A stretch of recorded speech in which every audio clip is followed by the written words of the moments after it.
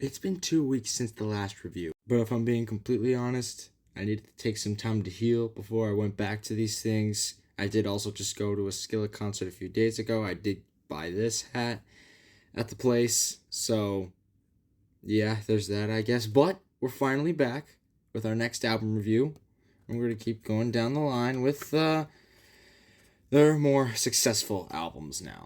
It's been a while, so we're coming back, and we're going to take a look at Skillet's sixth studio album, and one of the more successful ones, Comatose. I think the release date for this was like October 3rd or 4th of 2006. It's either the 3rd or the 4th. I forget. I think it's the 3rd.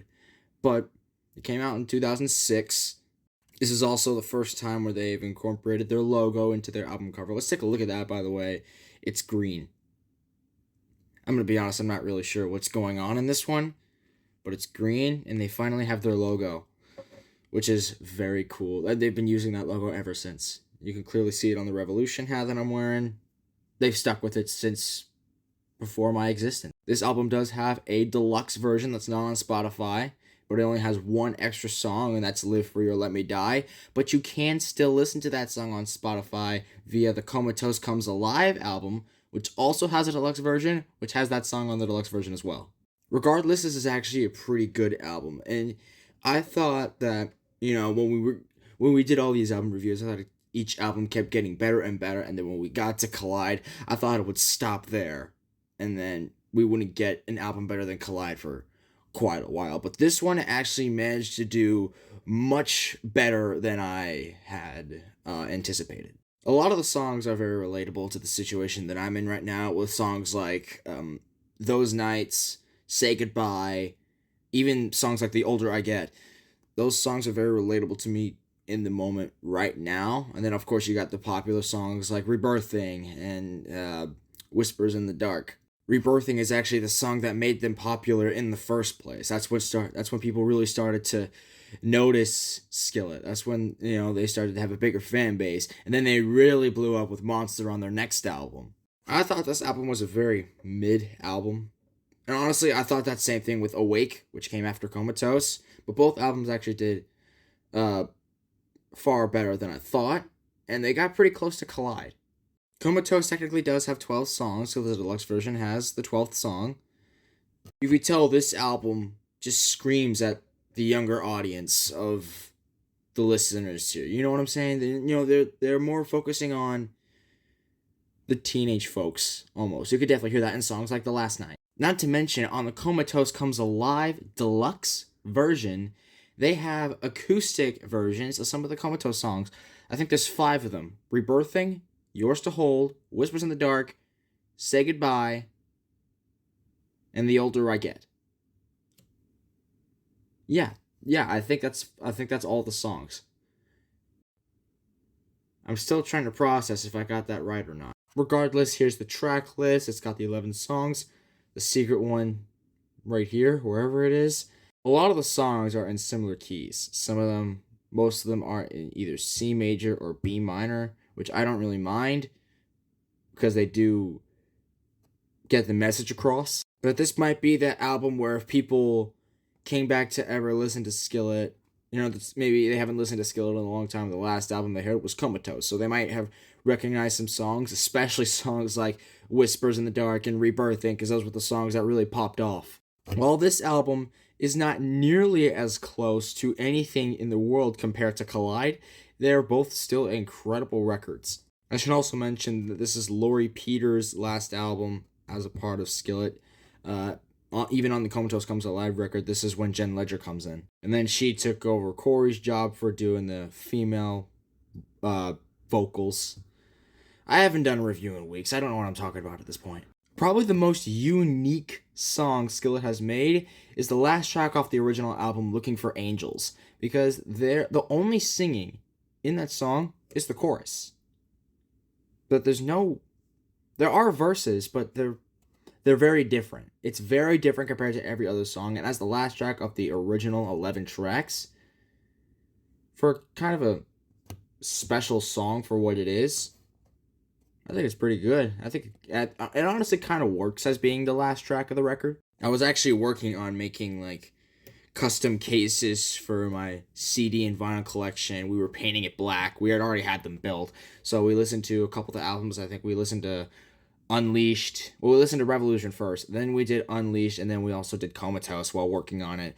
And I didn't really listen to most of the songs. Like, I heard them, but I didn't listen to them. I've made this point before.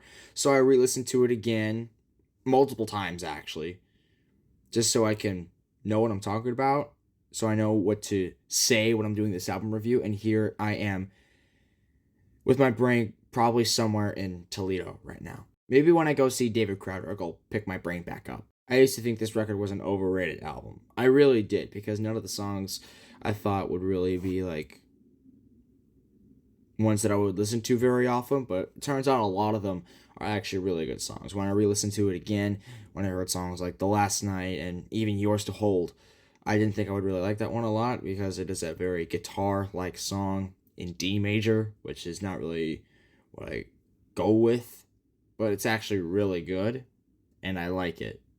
Therefore, it's a good song.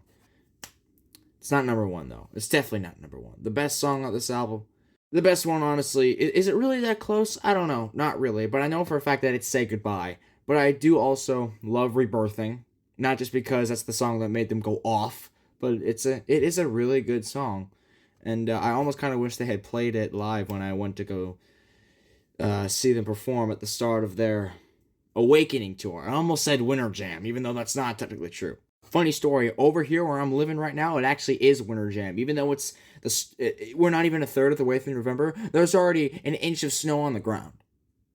I love living here. Besides the point, Say Goodbye and Rebirthing. Those are like two of the best songs. Not just from Comatose, but probably from Skillet ever. And I'm saying that because, Skillet has a lot of songs, so I'm obviously going to think a lot of them are the greatest because they're like one of my favorite bands ever. I told you, my brain is still in Toledo somewhere. What are some tracks that I haven't talked about? Rebirthing? Oh, Better Than Drugs. That one, I see better, but I can't talk. See, I told you, my brain has disappeared. Better Than Drugs to me is like the sequel, not the sequel, the prequel to You Get Me High off the deluxe version of Unleashed. And I think that song is far, far better than Better Than Drugs. But I still think that's a pretty good song. And of course, the title track, Comatose, is another one of their best songs of all time. That one really went really well up with Rebirthing and Whispers.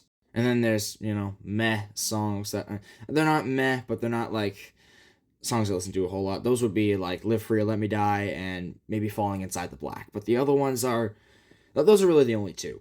All right, before my brain gets any more numb, let's give it a rating. And there's my finger. There's all the ratings.